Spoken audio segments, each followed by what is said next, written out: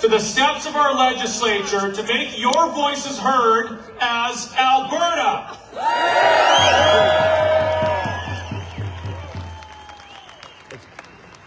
So I have something to show you.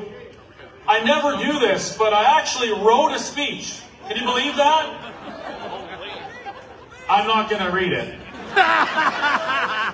The reason I wrote a speech today is because it occurred to me very recently that number one, there was going to be probably tens of thousands of people here, and that's freaking terrifying for me. Number two, it really hit me like a freight train, and I know because that's happened,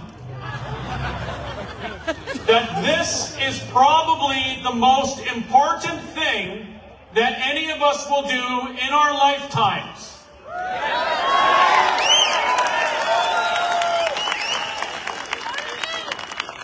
You know, we've been upset with taxes and equalization and not being heard and all those things for so long. Nothing's ever really been done. Nobody's really taken the time to show up and fix these things. We've had plenty of politicians that do a lot of this. For those in the back, I'm making the talkie motion with my hand. And they do things like they hold a referendum on equalization. Do you want to end equalization? We say yes, and nothing happens. And that's because no politicians actually want to do these things. They don't want things to change. Those in power, they don't want us to have a voice. They want our voices to be loud enough to get them elected. And that's it. And then what they'll do is they'll do everything they can to keep that power, to keep us voting for them, giving us little trinkets, giving us a yes referendum to ending equalization as if there's some champion of rights and freedoms and Alberta prosperity. But it was never true. When Jason Kenney did that referendum, it was smoke and mirrors. Jason Kenney, the savior of Alberta, parachuted in from Ontario to save us from the NDP. Sorry, you guys didn't tell me they don't like Jason. A member of the Queen's Privy Council, benefiting greatly from the status quo. And many of them, good people as they are, they don't want to make waves, they don't want to rock the boat because the boat, it serves them well. They do what they do, and we just kind of go along with it because we think nothing can be done about it. But we've seen some things change in the last few years.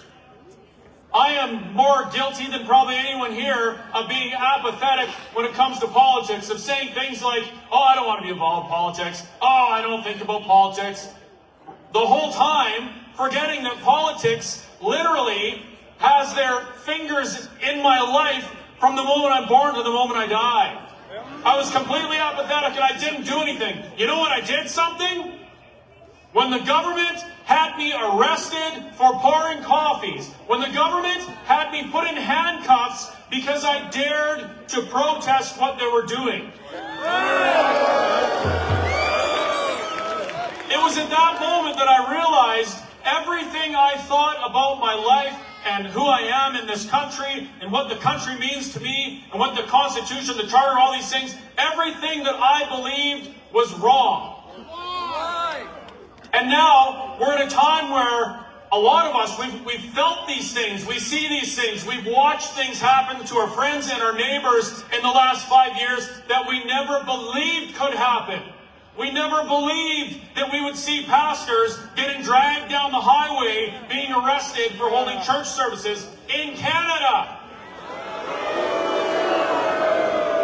We never in our wildest dreams imagined that we would be arrested for the crime of protesting or for the crime of serving people food. A good friend of mine lost his business because he fed a hungry man a pizza in Canada. And all of these things we've seen and we've felt over the last few years have had many of you, just like me, searching for answers. What is the truth in all this? What's the solution? What are the answers? Now, to be perfectly clear, I'm nobody. I'm not a lawyer. I've been to court a couple times, but not on the right side. I'm not a lawyer. I have never held somebody's heart and lungs in my hand. I haven't done anything fantastic or incredible in this life that should make people listen to me. And yet here I am, on the steps of the legislature, sharing with you my passion for this province and for truth and justice and freedom, not...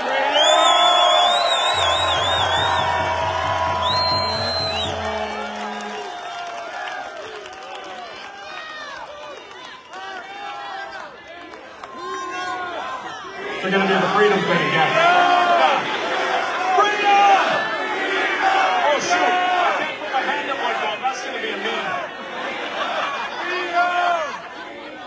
I don't do this because I have to. No, I don't do this because I want to. I do it because it's necessary.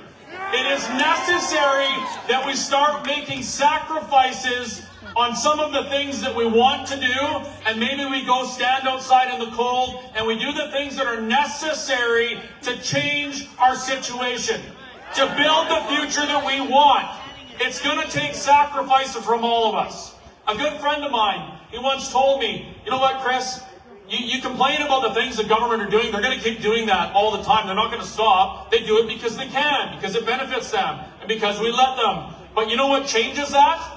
You know how we solve that? You bring enough people. If you bring enough people, it ends. If you bring enough people, you can change the world. And now,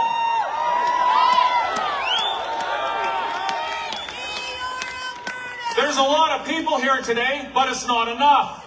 We need more people, which means that each and every one of you, you need to ask yourself, are you willing to make the sacrifices necessary, specifically with your time, to make this happen? Are you willing to actually go and have the difficult conversations with those who may scoff at you so that you can make these changes? Are you willing to give up your Friday night or your Saturday night, like most of these people have been doing for the last 3-4 years, to make this happen?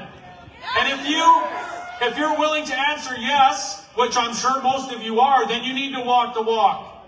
When you leave here, you need to start doing these things. You need to educate yourselves on what the situation we're in and what the solution looks like. You need to know the details so that when you have these conversations, you're an effective ambassador for independence. Every one of you is an ambassador for Alberta independence. Did you know that? There's some great resources out there, of which the Alberta Prosperity Project website is fantastic. Almost anything you need to know about this subject, you can find there. You can arm yourselves with the knowledge you need to have these conversations. And then you can go out into this province and you can have these conversations with your friends and your neighbors. You'll know what you're talking about, and you can turn them into ambassadors for independence as well. This is no small task. This isn't a small feat. It's not an insignificant blip in politics in Alberta. This is literally going to shape the world for generations to come, not just here in Alberta, not just here in this province, but everywhere else that's watching us. And I can tell you, they're watching us. I traveled to Holland to support the farmers when they were protesting the government taking their land, and they recognized me from Alberta. They knew who I was. They knew our story.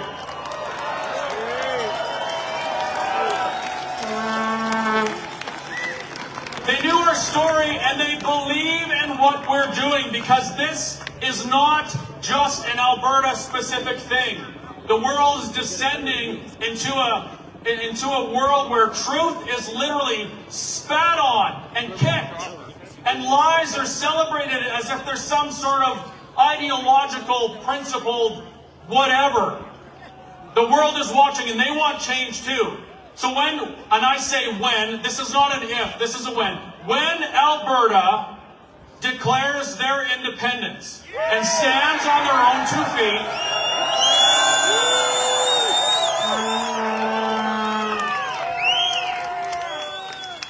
when Alberta stands on her own 2 feet and shows the rest of the world what it looks like to pursue truth, justice, and freedom, others will join. Do you think British Columbia is happy with what's going on there right now? No. Do you think is happy with what's going on there right now. The real salt of the earth, men and women all over the country, all over the world, have their eyes set on Alberta. They're looking to us.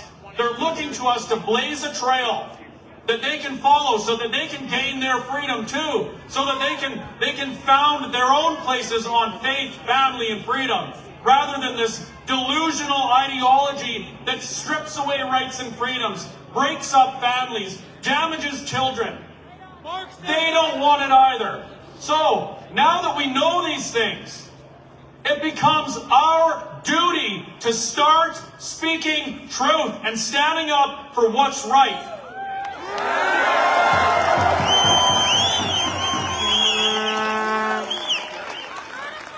I appreciate that everyone's cheering for that now, but I will tell you that it is not easy.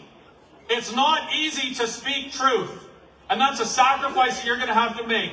Doing the hard things. And sometimes maybe you lose a relationship because you tell the truth about something. Maybe people don't accept you in your circles anymore because you're standing for truthfulness. But it is necessary, because I can tell you this from my own experience. For every one person that turns their back on you because you refuse to participate in the deluded thinking of the day, there will be 10 or 20 or 30 that will stand with you and support you and tell you how much they appreciate you for what you're doing.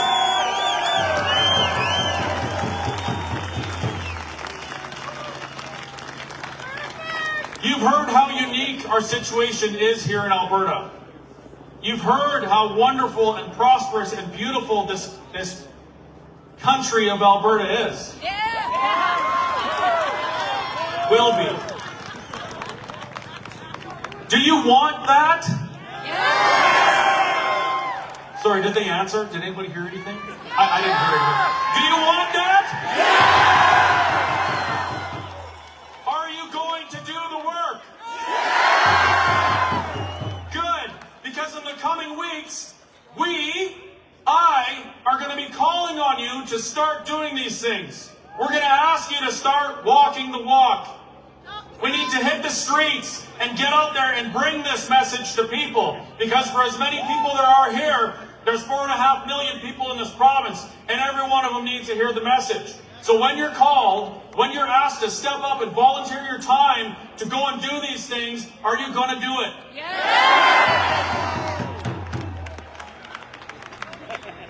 Then I can tell you with confidence that we will bring enough people in this province, and we will win.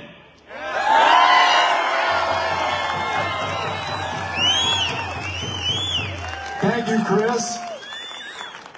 Great job.